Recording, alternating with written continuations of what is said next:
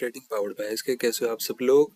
दोस्तों, आज का हमारा टॉपिक है म्यूचुअल फंड्स कि हमें म्यूचुअल फंड्स में क्यों इन्वेस्ट करना चाहिए। लोगों को यही नहीं पता कि म्यूचुअल फंड है क्या। तो आज उनके कुछ डाउट क्लियर करेंगे और जानेंगे कि हमें म्यूचुअल फंड में इन्वेस्ट क्यों करना चाहिए। देखिए, life is uncertain. Corona time period के बाद बहुत सारी अनसर्टेनिटीज हुई है लोगों की लाइफ में।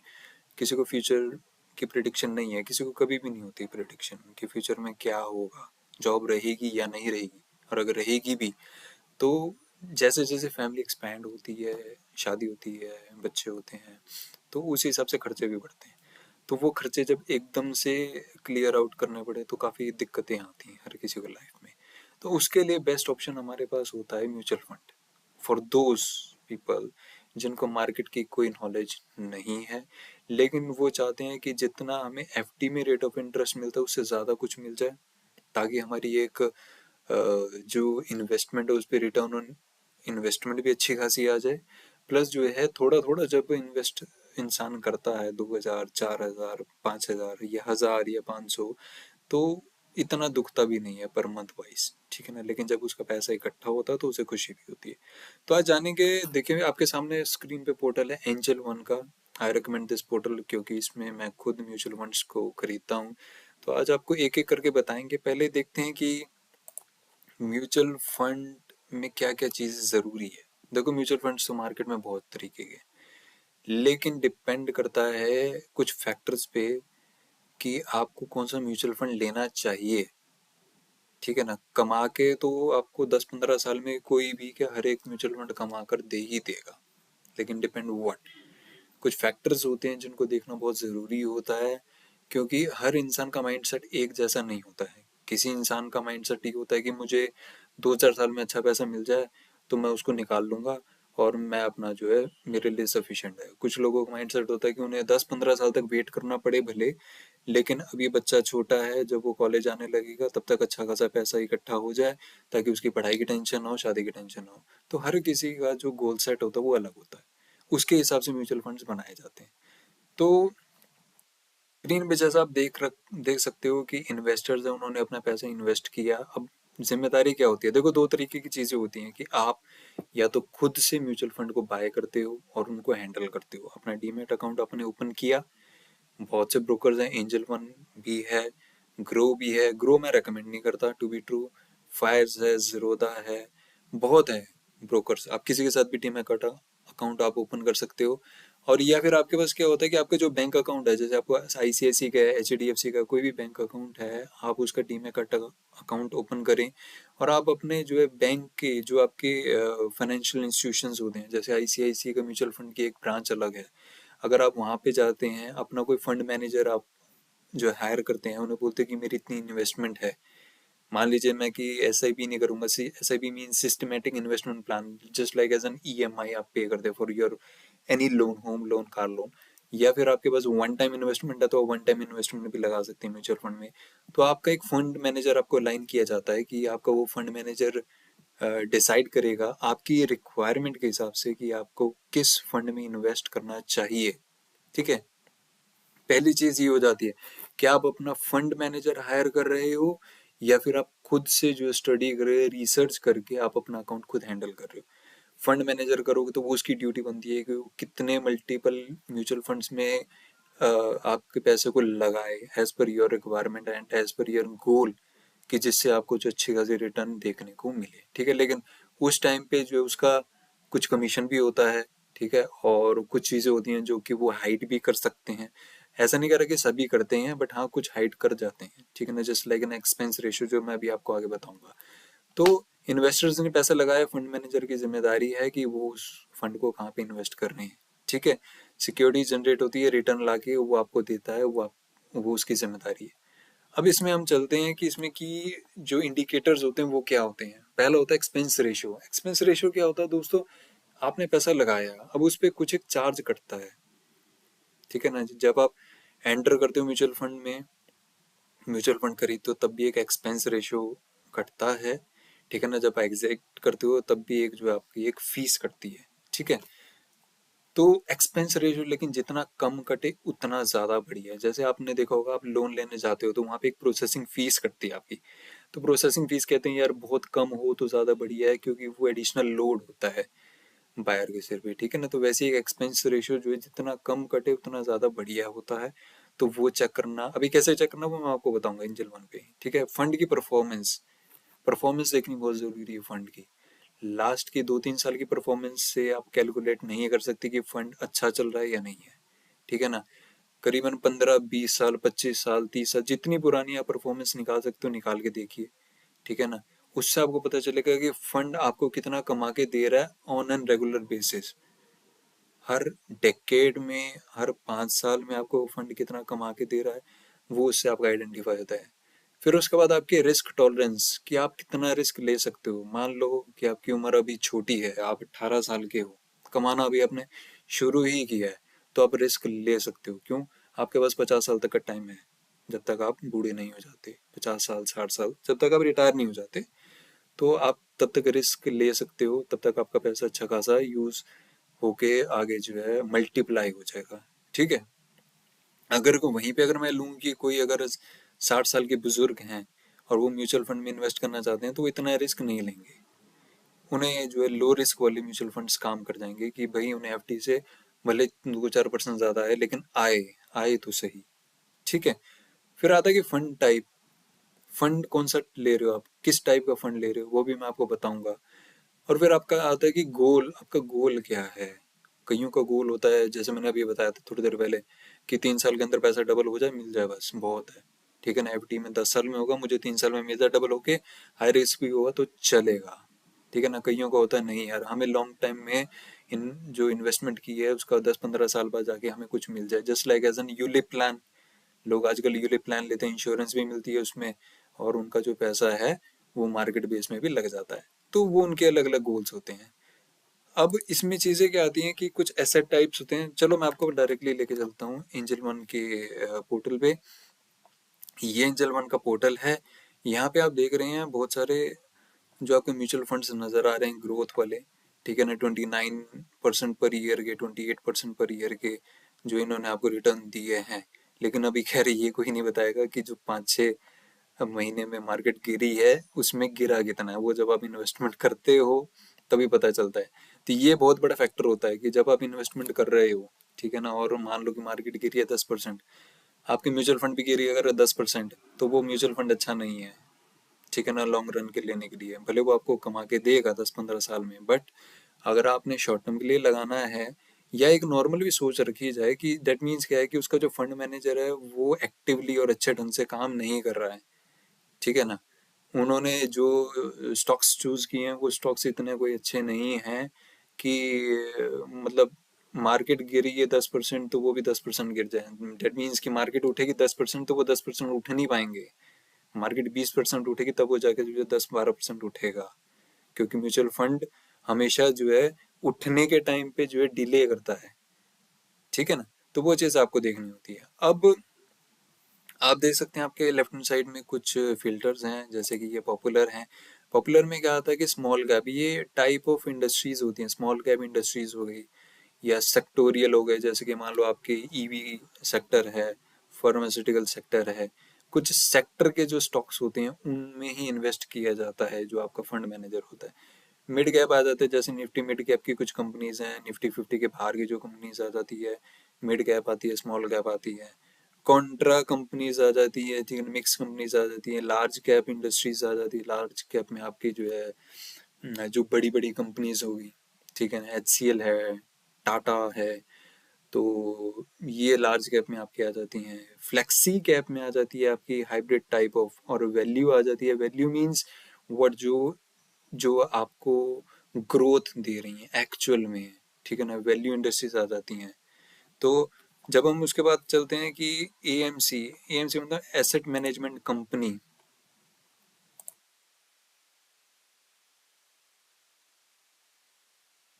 Just a moment. हाँ, एएमसी आ जाती है आपकी एसेट मैनेजमेंट कंपनी। कौन सी एसेट मैनेजमेंट कंपनी? कई लोग बोलते हैं कि यार एचडीएफसी का शेयर बहुत भागता है, हमें एचडीएफसी पे भरोसा बहुत है, ठीक है ना। तो उसकी जो म्यूचुअल फंड है वो डायरेक्टली सिर्फ उन्हीं कंपनीज में ही इन्वेस्ट करेंगे जिसमें एचडीएफसी इन्वेस्ट कर रहा है। HDFC का जो फंड है वो जिस जिस कंपनी के स्टॉक्स में इन्वेस्ट कर रहा है वो उसी को लेंगे। तो आप यहाँ पे जाके जो उसको सेलेक्ट कर लेंगे, ठीक है ना। तो HDFC म्यूचुअल फंड वाले जो स्टॉक्स यहाँ पे नजर आ जाएंगे कितने हैं, इंफ्रास्ट्रक्चर फंड है, मिड कैप अपॉर्चुनिटीज फंड है, फोकस 30 फंड है, इसमें से आप देख सकते हैं, ठीक है ना। टैक्स सेवर ELSS वो भी मैं आपको बताऊंगा। अब उसके बाद आते हैं आपके SBI, अलग अलग जो है ये AMC कंपनीज हैं, इनमें आप देख सकते हैं, ठीक है ना। SBI है, आदित्य बिरला है, क्वेंट है। क्वेंट ने पीछे बहुत ज़्यादा रिटर्न दी थी, ठीक है ना। अभी तो बहुत कम शो होना शुरू हो गया, ठीक है ना। इन पे केस चला था, पहले इनकी रिटर्न जो सबसे ज़्यादा आती थी 40% तक इन्होंने दी है रिटर्न। और मेरा एक स्टॉक इसमें लगा भी हुआ है फंड में। तो लेकिन जब लगाया था तो 40%, उसके बाद उनकी जो न्यूज़ आई थी तो इन पे केस वेस चला था, तो अभी ये जो कम अपनी ग्रोथ दिखाते हैं। अदरवाइज क्वेंट की अगर आप 10-15 साल की हिस्ट्री देखेंगे तो क्वेंट ने बहुत ज़्यादा पैसा कमा के दिया अपने जो है म्यूचुअल फंड इन्वेस्टर्स को, ठीक है। तो अभी जो है ये सबके साथ ही चल रहे हैं, ठीक है ना। जैसे आपका SBI देता है, आदित्य बिरला देता है, जितने भी रेगुलर देते हैं 20-22% तक का नॉर्मल आपको जो है कोई भी फंड दे देगा, ठीक है। मेन चीज क्या आती है कि मार्केट गिरती हुई मार्केट में कौन सा फंड ज्यादा नहीं गिर रहा है वो डिपेंड करता है, ठीक है। उसके बाद आती है हमारे पास एसेट क्लासेस, जिसमें कुछ क्लासेस होते हैं, debt, equity, hybrid, solution oriented, other. Debt का मतलब क्या है? डेट जो एसेट क्लास होती है उसमें होता है कि वो एसेट क्लास जिसमें लोगों को सिर्फ फिक्स्ड इनकम चाहिए, कम भी आएगी तो चलेगा।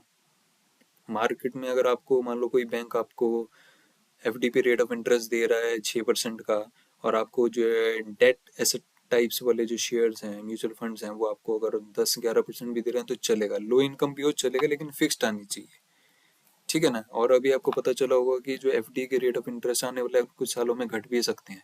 जरूरी नहीं है कि आज 6% तो कल भी 6 ही रहेंगे, कल को 5 भी हो सकते हैं, 4 भी हो सकते हैं, 3 भी हो सकते हैं, ठीक है ना।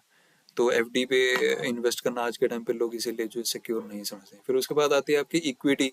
इक्विटी क्या, मार्केट बेस्ड है, निफ्टी 50 है, बैंक निफ्टी है, मिड कैप निफ्टी है, और आपके फिन निफ्टी है। मार्केट बेस्ड के जो आपके शेयर्स होते हैं हाई हाई रिस्क वाले, ठीक है ना, उनमें जो है पैसा आपका लगाया जाता है। हाइब्रिड में क्या आ जाता है, जो आपका फंड मैनेजर है वो दोनों टाइप के फंड्स को बैलेंस करके चलता है। कुछ पैसा उन्होंने हाई हाई रिस्क में लगा दिया, कुछ पैसा उन्होंने मीडियम और लो रिस्क में लगा दिया, तो वो क्या करते हैं उसको बैलेंस करके चलते हैं।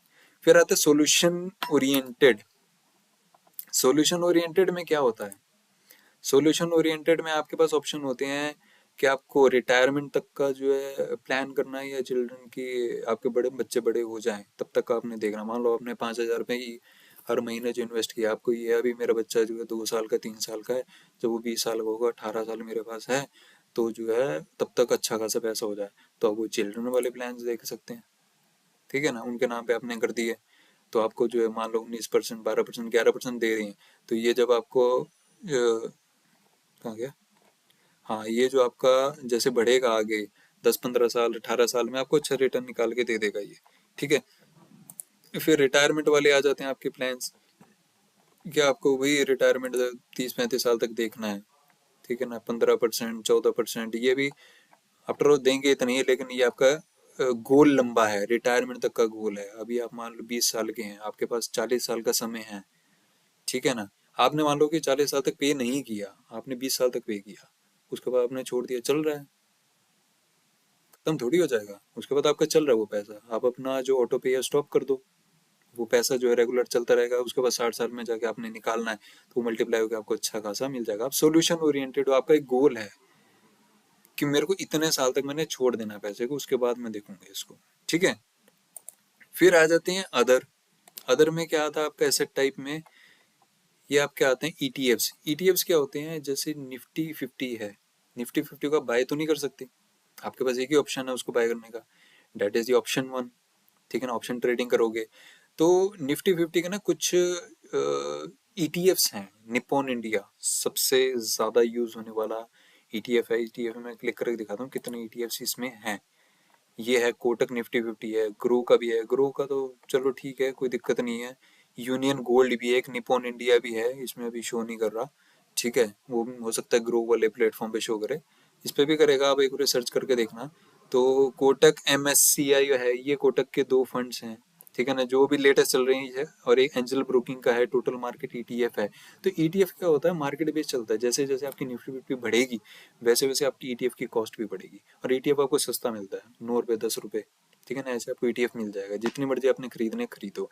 अब उसमें एक पॉसिबिलिटी होती है, जैसे मान लो कि म्यूचुअल फंड में क्या है कि आपका हर महीने आपका ऑटो पे लगा हुआ चलेगा। ETF में क्या है, आप जो है ना चाहो कि अगर आपने ETF अभी मार्केट गिर रही है, नहीं खरीदना चाहते, कोई दिक्कत नहीं है, मत खरीदो, अभी आप उसको स्टॉप कर दो, ठीक है।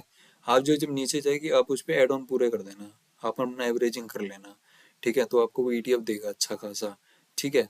होता म्यूचुअल फंड में भी है, लेकिन ETF जो है एक्चुअल में ज्यादा तेज दौड़ता है, किससे, म्यूचुअल फंड से।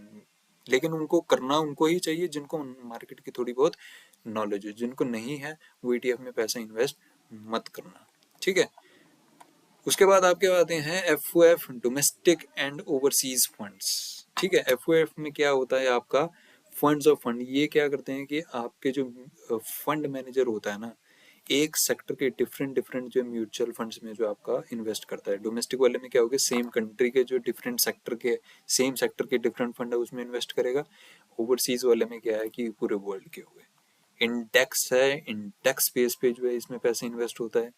ELSS है, ये मोस्टली गवर्नमेंट जॉब्स वाले हो गए या जिनको टैक्स सेविंग चाहिए, ये वो लोग इसमें पैसा इन्वेस्ट करते हैं, ठीक है। रेट ऑफ इंटरेस्ट कम होता है ऑल दो, लेकिन आपको टैक्स बेनिफिट इसमें मिल जाता है। कई लोग होते हैं उनको टैक्स बेनिफिट चाहिए होता है ना, तो आप ELSS फंड्स में देख सकते हो, ठीक है। इसके बाद आप जिसमें करोगे वो हाई रिस्क वगैरह म्यूचुअल फंड आ जाएंगे, उनमें आपको टैक्स बेनिफिट नहीं मिलेगा, इसमें आपको टैक्स बेनिफिट मिल जाएगा, ठीक है।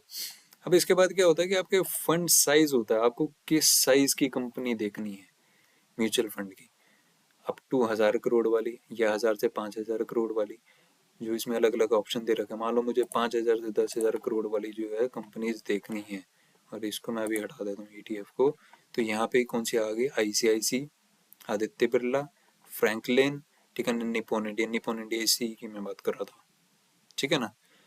तो बंधन बैंक है, ये आपकी जो बड़ी कंपनीज में आ गया। अब ओवर 10,000 मैंने देखना है तो इसको हटा देते हैं। ओवर 10,000 में आप आगे Motilal Oswal, HDFC, SBI, ICICI, mostly bank के आपके शेयर्स इसमें आपके पास आ जाएंगे, सुंदरम, ठीक है। तो वो आपको किस में इन्वेस्ट करना है वो आपको देखना है। 3 ईयर रिटर्न है, 3 ईयर रिटर्न आपको कितनी आप देख रहे हो कि एटलीस्ट कितनी होनी चाहिए, मान लो मैं देख रहा हूँ कि कम से कम 30% तो हो, ठीक है ना, 30% तक तो हो। तो ये अप टू 30% के जितने भी होंगे, जैसे 28% सबसे ज्यादा वो मोतीलाल ओसवाल का है, फिर 25% है HDFC मिड कैप का, तो अप टू 30% तक का जो आपको देखने को मिल जाएगा। मैं इसमें मान लो लगा लेता हूँ कि मुझे अप टू नहीं, मुझे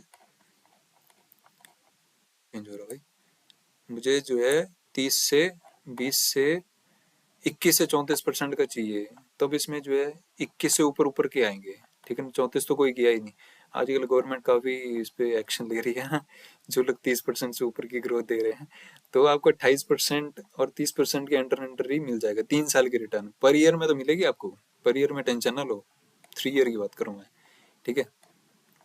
और पर ईयर के लिए तो लगाना भी मत देखो, अगर आपने लगाना ही है तो 1 साल के लिए क्या ही लगाओगे।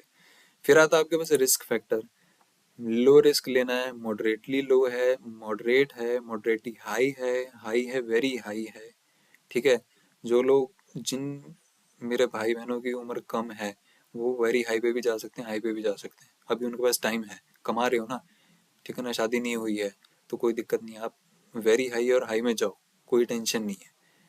अगर गिरेगा भी तो दौड़ेगा भी तो उतना ही तेज दौड़ेगा।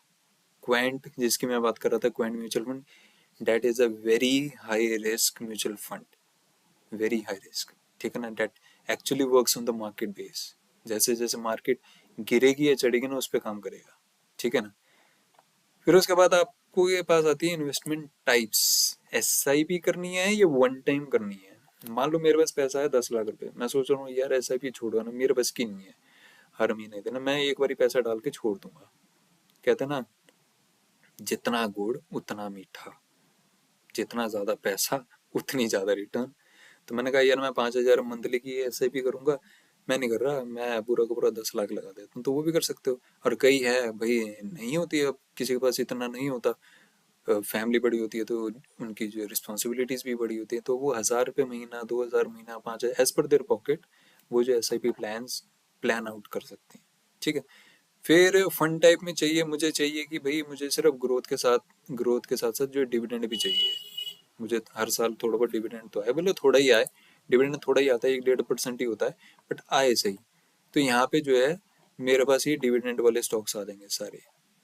ठीक है ना। सॉरी मैं स्टॉक्स कह रहा हूँ, आदत पड़ी हुई है, तो समझ आना, फंड्स आ जाएंगे। ठीक है ना, म्यूचुअल फंड्स। तो इनमें आप इन्वेस्ट कर सकते हैं। अगर मुझे जो है डिविडेंड नहीं चाहिए, खाली ग्रोथ वाला प्लान चाहिए, तो मैं वो कर लूंगा, डिविडेंड हटा दूंगा। ठीक है। फिर उसके बाद आते हैं आपके पास एक्सपेंस रेशियो। ये सबसे मेन और इम्पोर्टेंट टॉपिक है। लो एक्सपेंस रेशियो वाला जो होता है ना स्टॉक्स, देखिए कितने, कोई है ही नहीं है। ठीक है, आज के टाइम पे 0 से 0.4 एक्सपेंस रेशियो में कोई स्टॉक है ही नहीं। मिड में देख लें, मिड में है, मिड में भी नहीं है। हाई रिटर्न, हाई रिटर्न वाले में है, जो हाई रिस्क है ना उनमें है आपका।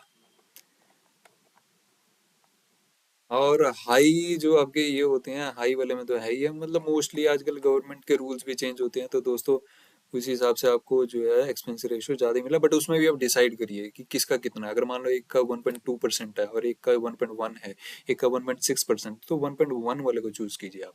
ठीक है ना, कितना जितना कम होगा एक्सपेंस रेशियो उतना ज़्यादा बेटर है। क्योंकि हर महीने की जब आप आपकी SIP कटेगी ना, हर महीने का आपका SIP वो आपका एक्सपेंस रेशियो जाएगा, डिडक्ट होगा उसमें से। देखना आप जब अमाउंट इन्वेस्ट करोगे ना, वहाँ पे आपको शो करेगा, आपने 5,000 किया ना, पूरा 5,000 शो नहीं करेगा, वो उसका 1-1.5 रुपये कुछ कट के आपको नजर आएगा वहाँ पे। ठीक है। तो मिनिमम SIP अमाउंट आपको कितना रखना वो आपकी एज पर जो है पॉकेट है, मिनिमम वन टाइम कितना रखना वो भी आपका एज पर द पॉकेट है। तो मेन चीज क्या होती है दोस्तों, मेरा ये वीडियो बनाने का मोटिव क्या है कि आपको डिपेंड करता है कि किस टाइप का फंड देख रहे हो। अगर आपको नॉलेज नहीं है तो आप अपने बैंक में जाओ, अपना कोई जो फंड मैनेजर हो उसको हायर करो, उसको बोलो कि मुझे जो है सजेस्ट करे, और उसकी रिस्पॉन्सिबिलिटी लगाओ कि वो आपके उसमें जो है आपके अकाउंट को मैनेज करेगा। थोड़ा बहुत वो कमीशन उनका होता है, वो बैंक देती है, ज़्यादा आप ही की जेब से ही है। तो वो जो है आपको अच्छी जगह पे लगा के देगा। या फिर आप पहले थोड़ी सी नॉलेज लो, रिसर्च करो कौन सा आपका जो फंड ज़्यादा बेटर है। मैंने आपको सारे ऑप्शन बता दिए हैं। ठीक है ना। आपको अगर अकाउंट खोलना है तो प्लीज़ मुझे बता दीजिएगा, मैं आपको रेफर कर दूंगा, मुझे कोई कमीशन नहीं मिलना, बस जस्ट एज अ रेफरेंस होगा वो। ठीक है। तो मे बी शायद कुछ 300 पॉइंट्स वगैरह मिलते हैं, आपको मिल जाएंगे। तो अगर आपको चाहिए होगा तो मुझे बताना, मैं आपको जो है डिस्क्रिप्शन में और कमेंट में लिंक डाल दूंगा, आप उससे ओपन कर सकते हो। But I am not allowed, क्योंकि मैं सेबी रजिस्टर्ड एनालिस्ट नहीं हूँ, तो I am not allowed to refer anything. So आप अपना एंजल वन में जाकर आप डायरेक्टली ओपन कर सकते हैं, जो मेरे यार दोस्त है वो मुझे बता सकते हैं। So I just share the link. और सेकंड चीज़ है कि आप कोई भी पोर्टल देख सकते हैं, ज़रूरी नहीं है एंजल वन ही हो, मुझे ठीक लगता है। आपके पास ग्रो का है, ग्रो का देख सकते हो, ज़ीरोधा का देख सकते हो, कोई भी देख सकते हो आप। ठीक है ना, आपके पास मल्टीपल ऑप्शंस हैं। तो मेन चीज़ क्या है कि आप फंड की पहले रिसर्च करिए, अच्छे से स्टडी करिए, उसके बाद ही उसमें इन्वेस्ट करिए। और नॉलेज नहीं है तो इस वीडियो को दोबारा से देख लेना। उसके बाद भी अगर कोई डाउट हो तो प्लीज़ कमेंट करके मुझे बताना, मैं आपके जो भी डाउट्स हैं वो क्लियर करने की कोशिश करूँगा। बट ये है कि गलत स्टॉक में मत फंस जाना। ठीक है ना। ज़्यादा कुछ हो तो मुझे बता देना, मैं आपको सजेस्ट कर दूंगा। ठीक है। वीडियो कैसी लगी कमेंट कीजिए, लाइक कीजिए और शेयर कीजिए अपने दोस्तों में, क्योंकि आज के टाइम पे बहुत सारे लोग हैं जो म्यूचुअल फंड्स में पैसे इन्वेस्ट करना चाहते हैं, उनको सही गाइडेंस नहीं मिल रही है। तो अगर आपको वीडियो अच्छी लगी तो प्लीज़ शेयर करना उन दोस्तों के साथ जो सीरियसली में अपने लॉन्ग टाइम में कुछ पैसे इकट्ठा करना चाहते हैं, उनका थोड़ा सा भला हो जाएगा। और आपकी तरफ से कि ये क्या बोलते हैं उसको, गुड एक्शन हो जाएगा। हाँ। तो किसी का भला करने में आप भी मददगार साबित होंगे। ठीक है, तो चलो मिलते हैं दोबारा, लेके आएंगे नई वीडियो, जो टॉपिक्स आप बोलेंगे उस पर लेके आएंगे। ये टॉपिक काफ़ी मेरे पास आया था म्यूचुअल फंड का, इसीलिए मैंने ये बनाया है। थैंक्स टू द वन जिन्होंने मुझे सजेस्ट किया था इसके ऊपर बनाने के लिए। And keep suggesting, so I share many more videos for you. Thank you. Have a great day. Bye bye.